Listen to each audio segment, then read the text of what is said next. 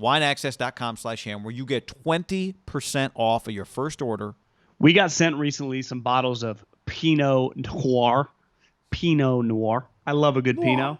This Domaine Nico, I think I'm saying that right, is fantastic. Robert Saleh in the MMQB, appreciate Albert Breer's off-season content, said a lot about Kyle Shanahan. And I think this is partly a reflection of the 2020 season, because you and I talked about this a lot last year. Robert Saleh said, and here's the quote, "Everyone wants to have the next offensive guru. I think what people lose with all these guys is their leadership skills. There's a difference between being able to call plays and actually lead a football team, period. And that's with any coach. And I think where Kyle separates himself from all of them is his ability to lead and establish a style of play and a standard. When you watch that team, even last year, when you turn on the tape, there's a common denominator you see over and over again. You see the work, you see the effort. And I think you and I talked about this a lot with them. I think one of the reasons, if you watch I don't want to speak for everybody that watches the Niners all the time, because some people might think Kyle's overrated. I'm not one of them. Part of it is not just offensive play calling. Part of it is style and physicality. He has an effect on his defense, even as an offensive coach, because of the style and physicality that they, as a, to use Nick Saban's word, program establish, right? And I think it's very evident outside of just play calling with him. Well, not every 5 or 6 win team looks the same, right? We've been lucky enough since we've been doing this now to see all sorts of teams. We've seen we've seen playoff teams, we've seen Super Bowl teams, and we've seen teams that draft in the top 5.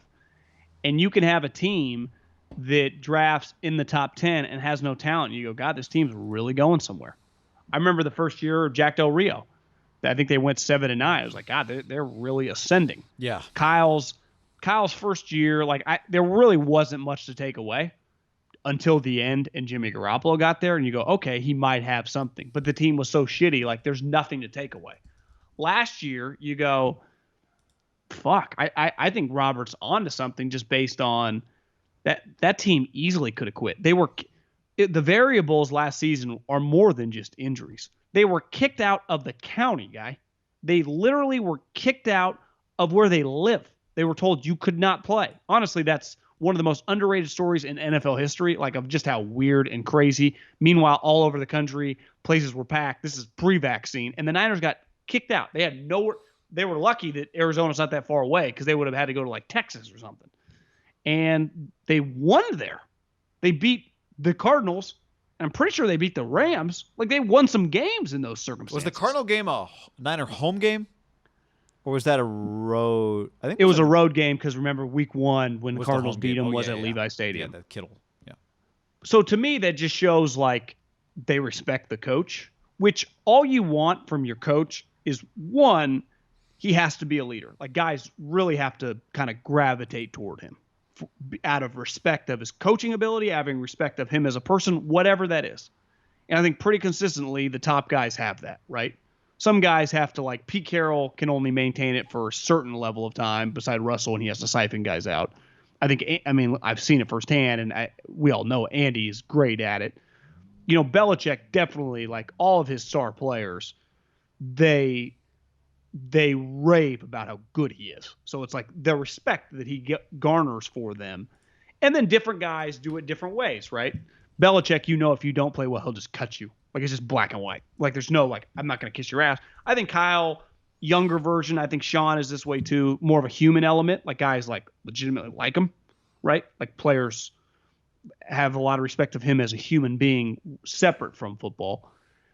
And then ultimately, the next level is then if you can scheme on top of that, you can be elite. And I think Kyle, we think, has a chance to be really good. Just no different than McVay. I got to give LaFleur credit. If you can operate this offense at a high level and you get good players, your team can be really good. If I told you that LaFleur no longer has Aaron Rodgers, but I just gave him Alex Smith or you'd be well, the Packers are still going to be really competitive, right? With the team they have and just the offense that they run. The offense works. And then if you can, back to, I remember when Todd Downing got the job. And I think sometimes right away you're I just don't think he has a good feel for the game. And then you watch other coordinators, even if they don't have the talent, you're God, this guy's got a good feel. I remember Stefanski 2 years ago with the Vikings. You're this guy's a good offensive coordinator. the ebb and flow of the play calling. If you have that in this offense, it works. If you factor in your players really like you, you should compete for the playoffs. Then once you get in the playoffs, it's a whole nother level. But like, it's why I think they should be in the playoffs this season, the 49ers. You know, we both listened. We're both fans of the Flying Coach podcast. We joke about it all the time. We mention a lot McVay and Peter Schrager. And Aikman was on two-parter. I know you listened to it. I thought it was great. And they talked to Aikman about, would he want to be an executive? What kind of coach would he hire? And one thing he said was, first, I would hire an offensive coach because I don't want to lose. His logic was good. Like, the number one thing is I want my quarterback tutor. I don't want to lose him because my coordinator left to become a head coach somewhere else. I don't want to keep losing that guy. And two, actually, his first thing was he's got to be a leader. That was his first thing, I think. He's got to be a leader. I've seen it enough. Like, you have to be able to lead a football team. Troy's been doing this now. Troy played extremely high level. Played for Switzer in college, actually, for a minute. Then went to UCLA. I mean, he's been playing at a high level since like the mid-'80s. And then on top of that, John, right, he's been in front of a lot of – he's had to be as a quarterback a leader, but he's been doing football games for 20 years. So he has sat down for 20 years every week with all the coaches in the NFL, at least the good ones. He only sits down with the good ones, right? They don't sit down with the bad ones. Troy took over for John Madden year 2, so he's been doing the best games for a long time. And I know for me, a lot of Pete Carrolls, a lot of Andy Reid, Bill Cowers, a lot of Tom Coughlin. Well, maybe not Bill, especially the NFC coaches, right? Yeah, Tom Coughlin. And Arians, Super Bowl, the guys in the Super Bowl. So he did do Cowher, Rivera, Sean Payton. I mean, the best, and that's part of where his philosophy comes from. I've sat down with a lot of guys before doing like college football, and you get to meet with the coach, and it's easier for Troy year after year after year, but you get a sense for who's a self-promoter, who's really about it, who cares about their players, who's feeding you BS lines, and who's really authentic, and you get a good feel for it. So I think Troy's got a great feel. A great feel. As good, like if we wanted to talk about, non-GM, non-people who actually hire, whether or not he would find the right guy, I don't know. But he laid out in that podcast what his kind of blueprint would be. And I think Kyle, he wasn't talking about Kyle, but I think Kyle would check every one of his boxes. One thing I think has changed a lot now is like, I think back in the day it was really important for a guy to get up in front of the team and just blow you away. And just have a Bill Parcells presence. I remember when I went to the Super Bowl 2 years ago, I didn't go to the game, but was just there that week. And I went to go see Veach. And then another buddy of mine that's on the scouting staff, they were staying at like this incredible, like, I think it was like Mar-a-Lago or so. I mean, it was stupid. And we just had coffee and fucking hung out, had snacks. I mean, it was sweet. And he was like, Jimmy Johnson talked to the team last night. Andy, because Fox was doing the game and they were around, and Andy had asked him, like, can you talk to the team? He's like, honestly, and this guy has been in the league for almost 15 years. He's like, I've never seen anything like it.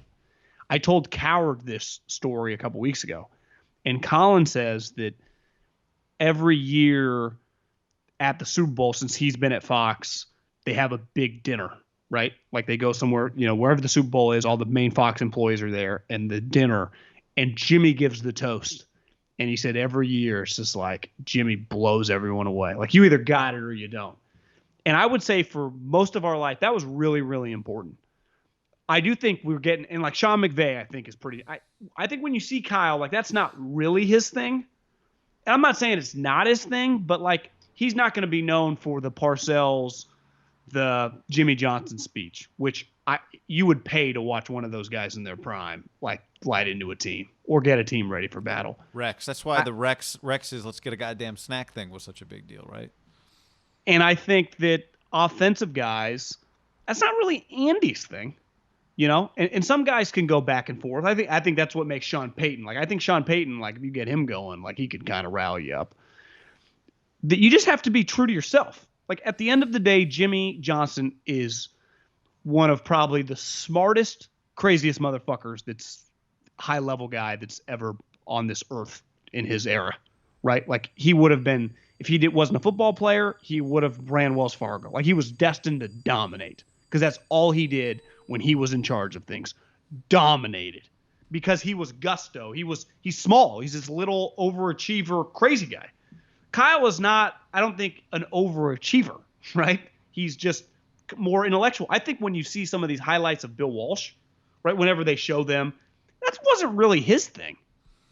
He was much more like, I would say, Belichickian. Like, I don't think Bill's wasting too much time yelling. He says something. If it doesn't happen, you're gone.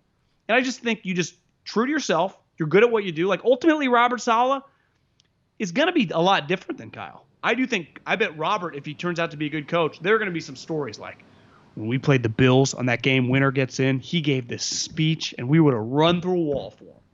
I think Robert Saleh is going to, because that's kind of who he is, right? But there are personality. No, it's right. It's true. But I'm saying, like, to Troy's point, there are different ways to be the guy Troy's talking about. Because the key is just to be true to, like, you can lead any human being as long as you're being, to me, true to who you are. Well, you can't. Yeah, if you're not a Jimmy Johnson, you can't fake it. If who you are is good enough, right? Kyle, it works because Kyle, the respect that he gets because they know he's a good enough football coach. For sure. I'm just saying, if we take the top 10 head coaches who are just very confident and secure with who they are, I'd say they all approach it probably differently, right? Some of them, like Ron Rivera, I remember watching the Amazon Prime series. A couple times he just lit into guys. You're like, God damn, I would fucking be on edge. Yeah.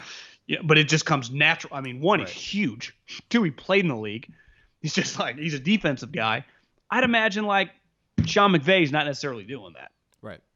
Or Kyle. And Kyle, the longer you do it, the more comfortable you are saying things. Right. Yeah, I think the first step to earning it for like a guy like McVay or Kyle is that the players believe that they're good enough like the players believe that you're going to put me in a position to succeed, right? And that you care, and there's a lot of factors. That's where I think when you're a younger guy in 2021, the caring stuff, not that it doesn't ever matter, because I do think it matters, probably matters more with a younger coach.